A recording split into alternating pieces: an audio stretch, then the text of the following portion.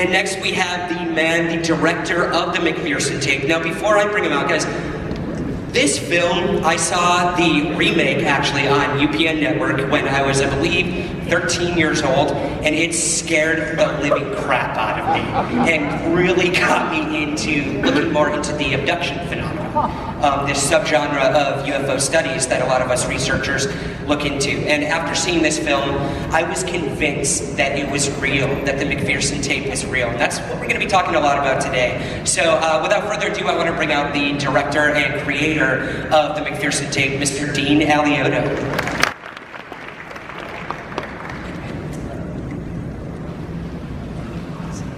Awesome, guys. Thanks for joining us today. Thanks for having us. Of course. So yeah, we're going to be talking about the process of filmmaking today, specifically found footage. This is a type of film that isn't always easy. I can only imagine. It's a genre that I think is underestimated a lot in the film industry of how hard and challenging it actually is to make a found footage film. And so, Dean, I kind of want to, before we get into the MacPherson Tape itself, the process of being one of the first people to come up with this idea of a handheld camera, of found footage, and from the perspective of the person filming. First of all, how are you guys doing today? Hi. Great crowd. Awesome. Let me just say, first and foremost, I'm a filmmaker. I kind of came into the genre as a secondary thing. I like the way that life works out. It turns out everything is divine. You know, there's a plan, a scheme going on that you're not always aware of. And so as a kid, I was always interested in UFOs and aliens. I will tell you that my father, when I was a kid, I had a lot of energy. I was classified as hyperactive, which we later discovered was tied with artificial flavors and colors. For a kid, it's like speed to some kids. So it was that way for me, and my father's doctor gave me Ritalin. I was on 10 milligrams of Ritalin, which is the normal dosage, and that wasn't enough. So they doubled it. So now I'm on 20 milligrams, still wasn't enough. 30 milligrams of Ritalin. And so the effect that it had is during the day I was literally the Walking Dead. And then at night, it wears off. What happens then is you are up. And so then it becomes like when you're in your 20s or whatever and you do Ritalin, it's like this energy thing. So I would stay up and I would watch the Jerry Lewis telethon all the way through. I would watch The Outer Limits. I would watch any kind of crazy sci-fi stuff I could get my hands on. And this is in Sacramento. And I remember looking out the window and seeing all the stars. And I kept being drawn to that. And I don't know, it was because of my parents' divorce, that I was separated from my older and younger brother, my mother in the Bay Area. But it kind of made me look beyond my own life at the time.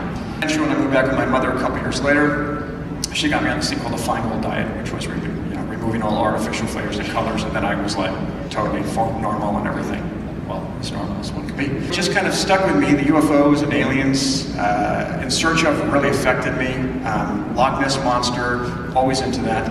And then, when I decided that I wanted to become a filmmaker, it was after I saw E.T. That film, for me, like Close Encounters, was this spiritual experience which transcended the 1950s horror sci-fi version of aliens and stuff. It was this communion. It spoke to me because my parents were divorced. I was the messed up middle child. And I always dreamed of aliens, so it was kind of like my story in a way. So I came home and I told my mom, I know what I'm doing, I'm going to be a filmmaker, that's it. And so from there I put myself on this journey, and then right before I turned 25, panic set in. Because when you're 25, that's where all of my idols had made their first feature film, or before. Steven Spielberg, Martin Scorsese, Orson Welles, who made Citizen Kane, the greatest movie of all time. And the clock was running out, I had a self-imposed deadline, and I thought, I need to make my film, and I went to a buddy of mine who wanted to be a producer. And he said, let's produce it, let's do a movie. I go, great, how much you have? And he says, I got $6,500. So I said, okay, I can do a home video for that, dude. I don't know what to do with that. And the next day, I came across a book called Communion. And I read the book, and it scared the crap out of me. And I'd been a big Stephen King fan, and Pet Sematary was my most terrifying book that I'd read. And this, like, trumped it all. I ended up being inspired by that, because I was in the Bay Area, and I was flying the next day to Los Angeles to pitch this project. And I looked out the window and I thought, what if this was the last time I was seeing Earth. And then it hit, what if I do a home video, but I do it where something hopefully interesting happens? And then I came up with the genesis of the idea, which was, it's going to be a home video of a family up in the hills celebrating a 5-year-old girl's birthday party. And I'll shoot it through the perspective of a 6-year-old kid who just got his first video camera. And this is 1989. It'll take place in 1983, so this tape has been around for a while. And I went ahead and hit on that, and the producer said, yeah, let's go for it. And so I got this guy to do the ship in Aliens, who went on to work with Tim Burton and do the Fantastic Four movies, Bill Bowes. And then we hired improvisational actors, and I'm going way ahead. What a lot of people don't know, and I fell victim to this as well, is what happened with this film after it came out. There was a really interesting story about how it sort of made its way into the UFO community. But before we get to that, you got to tell us the story about what happened after you completed the film. You know, you found a distributor that was going to put this thing out, and then tell us. We had shot the film in one night, and we used improvisational actors, and we give them props. They came and we rehearsed for like a week. This is in this is in San Francisco, right around the block. And Pacific Heights, people must have thought we were crazy, saying, look, there's aliens. And then everyone had to line up perfectly. I played the kid because I was cheap.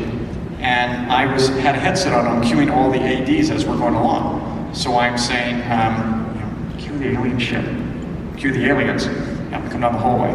And so we did it. It was kind of this, ragtag group pulling this thing together. We made it, and then we went out to sell it. And we did the road trip, like you said.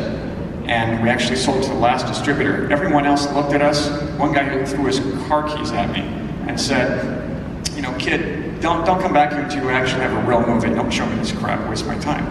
Again, this is before Blair Witch, so there's no reference. So, got a distribution deal.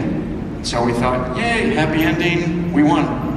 And then a month later, I call and I say, hey, how many units have we sold? And they said, oh, okay, you didn't hear it. The distribution company burned to the ground.